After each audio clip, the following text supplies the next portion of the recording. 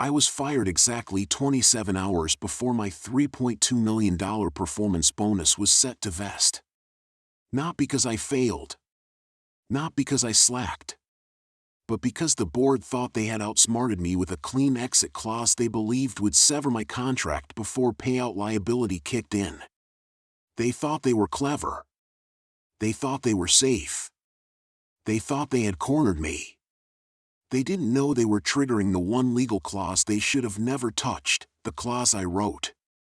The firing happened on a Thursday afternoon, the kind where the air feels wrong before anything actually goes wrong.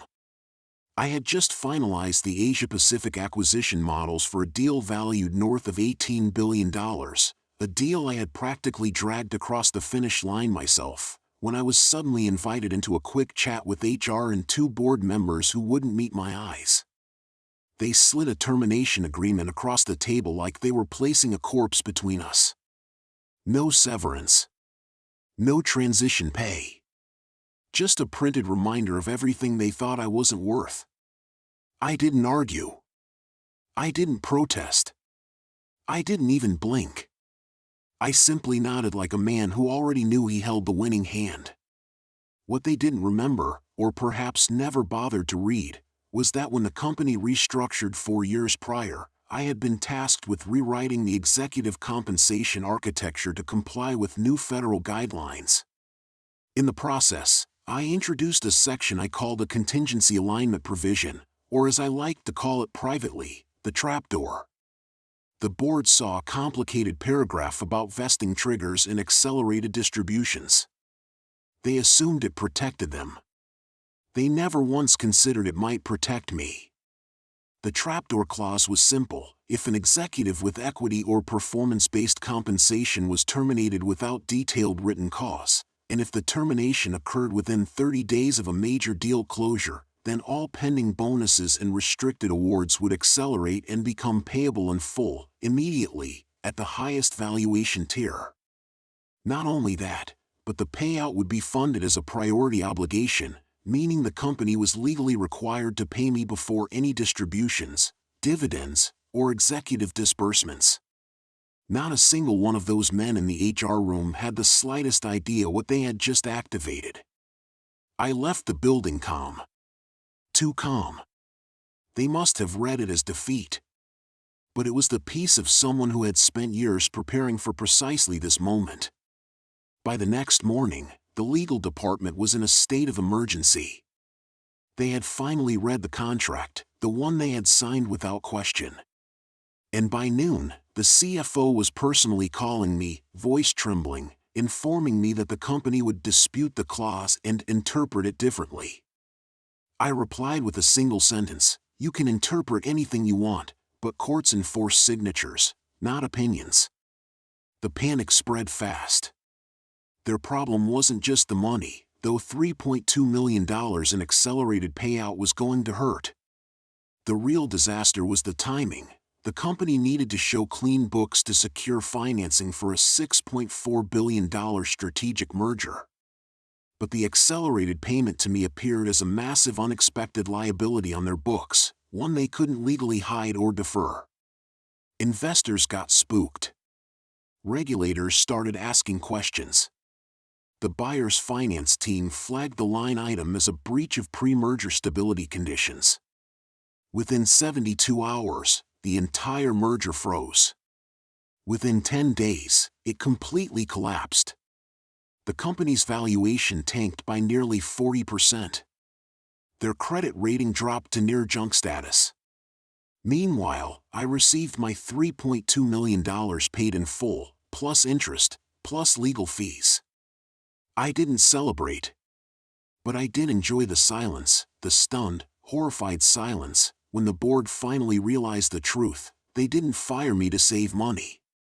They fired me into the single most expensive executive payout in the company's history. And it was their own signatures that made it happen. They had tried to cut costs. They had tried to cheat me. They had tried to erase me. Instead, they erased themselves. The fallout didn't hit all at once. It came in waves, quiet at first, subtle ripples across the financial media. Headlines asking why an allegedly stable corporation had suddenly delayed earnings reports. Investors whispering about unexpected liabilities and leadership misalignment. Then analysts started digging, and once they unearthed the accelerated compensation payout, the story exploded. What made it worse, what made it fatal, was that the board couldn't publicly deny it. Everything was documented. Everything was timestamped. Everything was signed. My contract, my clause, their mistake. They couldn't bury it. They couldn't spin it. They couldn't even blame HR, because the board themselves had insisted on final review. The media framed it as the collapse of arrogance, a case study in executive negligence. People love a scandal, but they love a preventable scandal even more. Stockholders were furious.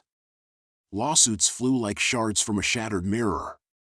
One shareholder lawsuit specifically requested the release of all communications related to my termination, emails, chats, voice messages. I knew exactly what they'd find: the CEO's smug note timestamped 27 hours before my bonus vesting window. Cut him clean. He's too expensive. We'll save millions. That sentence alone became the board's obituary. Internally, chaos reigned.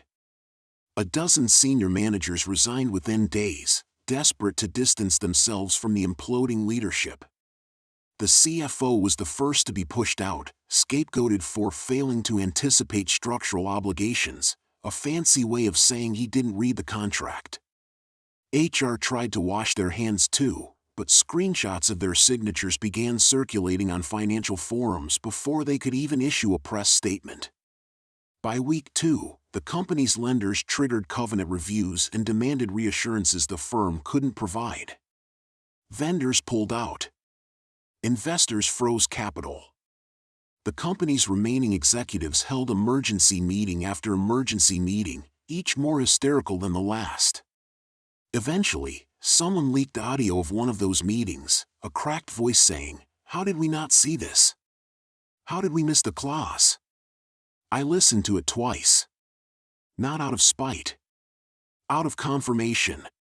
The trapdoor had worked exactly as designed. Meanwhile, I stayed quiet. I didn't post on social media. I didn't talk to journalists. I let the circus run itself because silence is often louder than shouting. I spent my days in my home office, reading the same 5-page agreement they had once shoved across a table, the document they believed would cut ties cleanly. The irony was almost elegant. The clause that saved me was buried in legal language so dense only someone who cared would understand it. They never cared. I always did. 3 weeks after my firing, I received a message from a former colleague, one of the few good ones. "They're trying to fix it," she wrote. "They're saying you manipulated the structure." I laughed. Quietly, but deeply. Because nothing I did was manipulation. It was compliance. Perfect, surgical compliance. The clause existed to prevent this exact kind of reckless executive action, to keep them from firing people for convenience hours before massive payouts. They had approved it unanimously. They had even praised me for its thoroughness back then.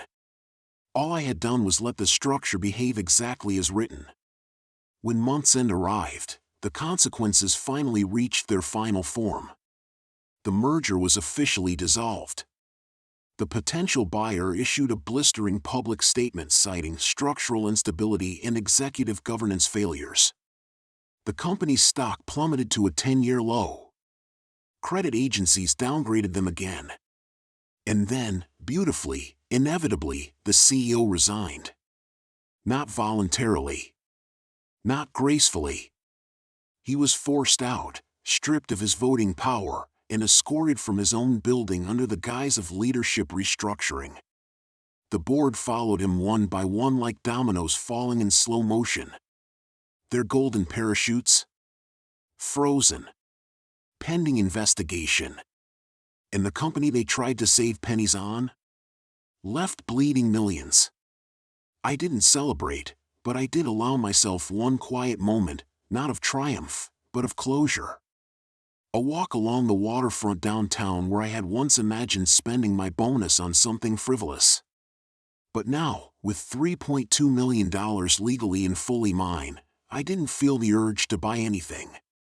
What I felt was peace.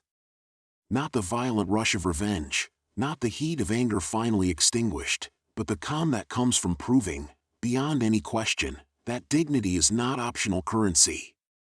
I had given them 15 years of my life. They tried to erase me in 15 seconds.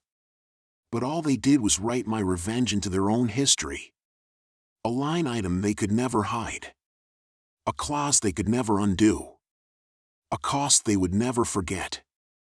What surprised me most wasn't the collapse itself, but how fast the professional world reacted once the dust settled.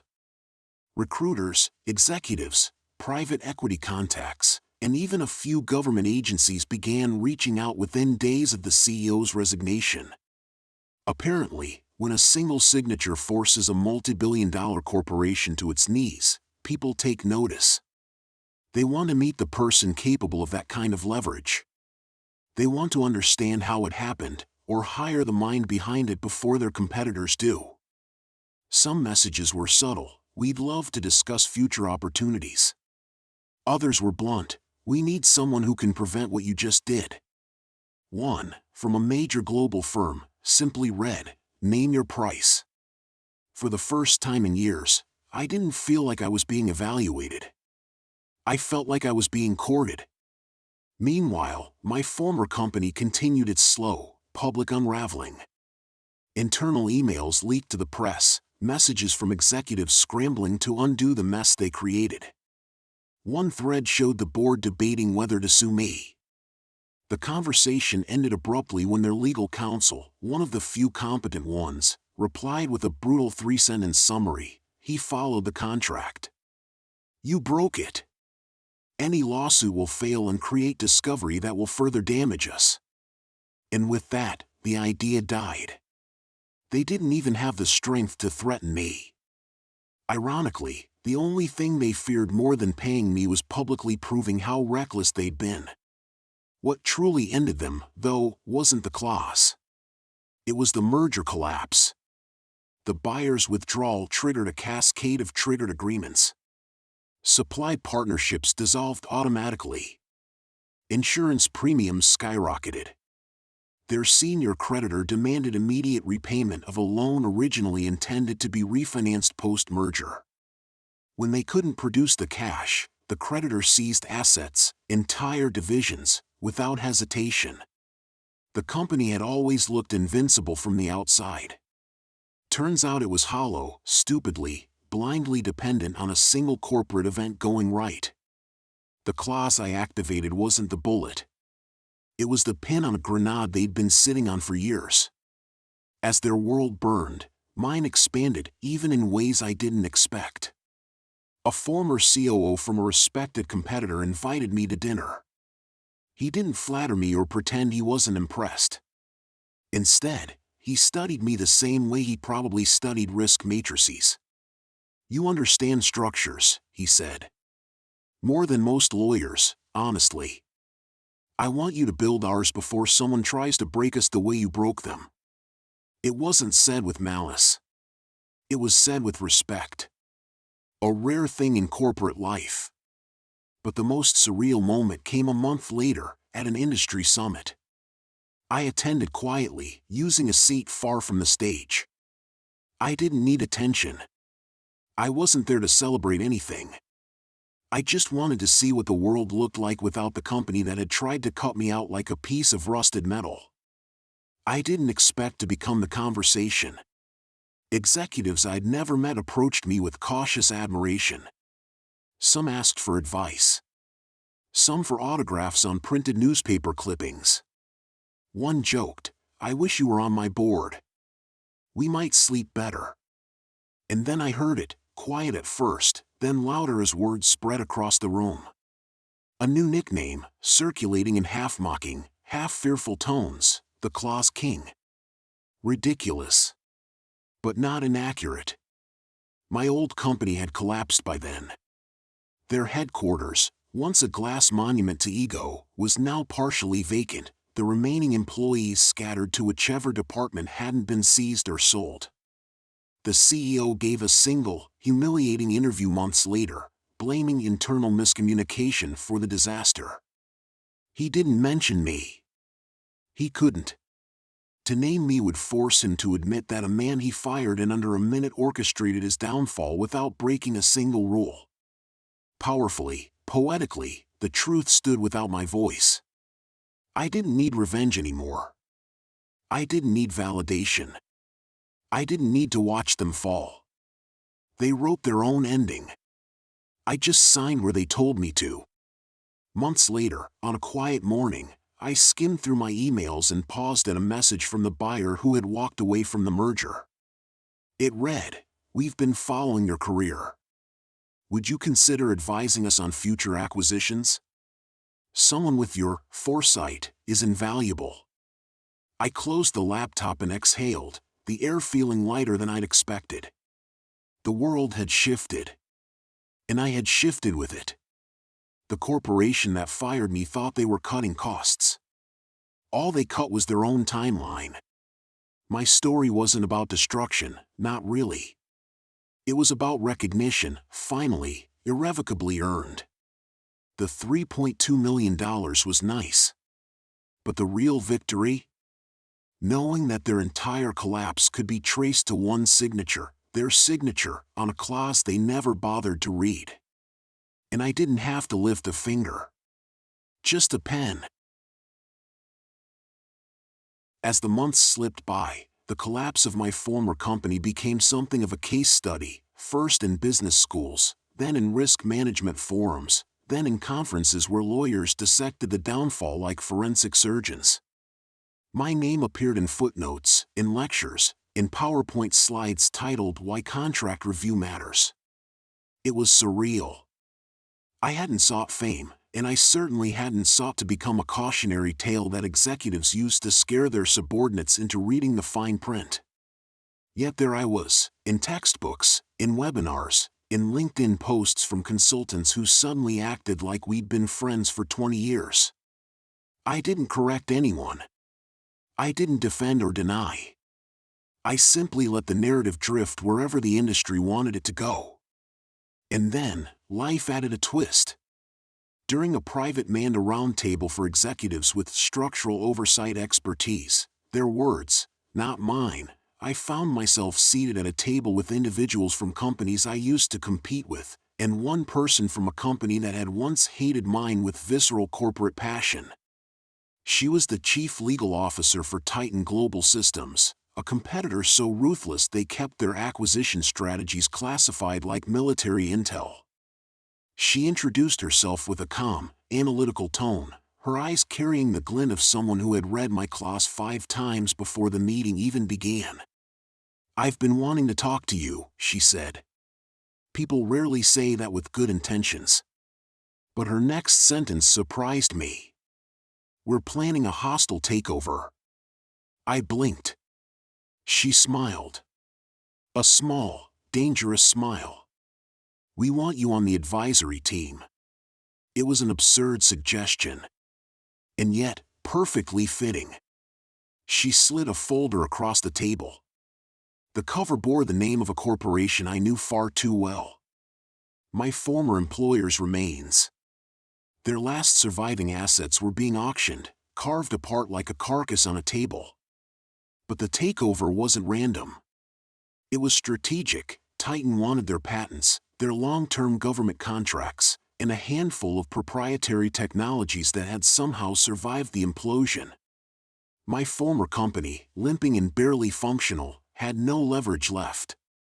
"They'll fight it," I said calmly. She shook her head. "No. Their leadership is fractured, their board decimated, and their shareholders exhausted. What they will do is panic." When she said they would panic, I knew instantly she was right. Panic wasn't just an emotion for them, it had become their operating model.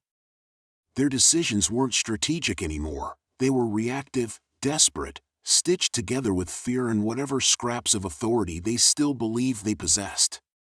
Titan Global Systems wasn't just coming for them, they were coming to end them cleanly, efficiently, and with absolute corporate precision. And I was being asked to help twist the knife. I didn't give an answer immediately. Instead, I took the folder home, placed it on my kitchen table, and let it sit there for hours while I made coffee, read messages, and tried to pretend the past wasn't staring at me from across the room. Every once in a while, the corner of that folder would catch my eye, the name of the company embossed on the cover, faint but unmistakable. It was surreal to see it like that, reduced to an acquisition target. Finally, curiosity overpowered hesitation. I opened it. Inside were documents detailing the company's remaining holdings. What shocked me wasn't how little they had left, it was how much of it was structurally unsound. Systems I had once overseen were being held together with duct tape logic and wishful thinking. Compliance gaps, overdue certifications, expired security protocols, they were drowning in liabilities I had warned them about for years. They hadn't ignored me back then because I'd been wrong. They'd ignored me because I had made them uncomfortable. And now, uncomfortably, they were paying the bill. The next morning, I met with Titan's executive team in a private conference suite overlooking the harbor. Their COO, a man with the calm demeanor of someone who slept next to spreadsheets, nodded at me before gesturing toward a seat. "We want you because you know their architecture better than anyone," he said simply. "You understand the seams, the weaknesses, the areas they pretended didn't exist." It was strange hearing my old company described that way, through the clinical lens of predators assessing prey. But it wasn't inaccurate. "Before I say yes," I said, "tell me the real reason you want the takeover." The CLO leaned forward. "For years, they blocked our expansion. Sabotaged bids. Undercut contracts. They played dirty. We're not here for revenge, we're here for correction." Correction. A polite word for annihilation. Still, that word resonated with me more than I wanted to admit. I agreed. Within hours, I was given access to a war room, a quiet, glass-walled space with monitors displaying corporate structures, ownership diagrams, contract chains, and liabilities mapped like stars in a constellation. The digital blueprint of my former employer's operations floated in front of me like a ghost. And there it was, the opening. A critical non-compliance gap in their international licensing, one that required active certification renewal every 6 months. During my final year there, I had kept that certification flawless. But after firing me, they'd clearly forgotten it existed. The certification wasn't just expired, it was lapsed beyond regulatory forgiveness. Without it, their overseas holdings were essentially illegal. Without those holdings, they were insolvent. And insolvency meant Titan wouldn't need a hostile takeover at all. The company would have to sell themselves to avoid criminal liability. I remember sitting back slowly, the screen's soft glow painting faint blue lines across my hands. I didn't feel triumph. I didn't feel vengeance. All I felt was inevitability. This wasn't a victory I engineered, it was a consequence they chose. Titan's executives waited quietly. "It's over," I said finally. "You won't need a takeover. They'll come to you." The COO blinked. "Explain." So I walked them through the lapse, the certification deadlines, the regulatory clock ticking faster than anyone on my old company's leadership could possibly understand. As I spoke, the room grew still until the only sound was the faint hum of the ventilation. When I finished, the COO let out a breath that was equal parts admiration and disbelief. "You just saved us months," he said. "Maybe years." The CLO added, "And you didn't even break a sweat." I didn't reply. Because the truth was, I hadn't. 3 days later, it happened exactly as predicted. My old company reached out to Titan. No negotiation. No bluffing. No threat. Just a quiet, exhausted email. We're interested in discussing a strategic sale. That was it. That was the obituary of the corporation that fired me before my bonus vested. And on the day Titan officially acquired them, I walked through the old headquarters, not as an employee, not as a victim, but as the consultant overseeing the transition. The same executives who once treated me like a replaceable cog wouldn't even meet my eyes. Some avoided entire hallways. Others stayed home, claiming illness. I didn't rub anything in. I didn't speak to most of them. But I did pause in my old department, looking at the vacant chairs, the silent monitors. Once, this place had been the center of my career. Now, it was just another annex waiting for rebranding. As I turned to leave, a former junior analyst, a good kid, one of the few who had always listened, walked up to me. "Did you know it would end like this?" he asked softly. I smiled, but only a little. "No," I said. But they did. Because they'd signed the clause. They'd ignored the warnings.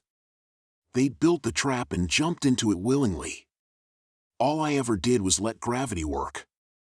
The acquisition closed on a rainy Thursday morning, the kind of day where the sky felt heavy enough to press old memories into the ground. Titan took ownership of all assets, all contracts, all remaining obligations. The final paperwork was signed in a quiet conference room lined with glass, where their old logo hung crooked on a wall like a relic of a forgotten empire. Their executives, what few were left, signed the sale documents with the dazed compliance of people who had run out of fight. None of them made eye contact with me.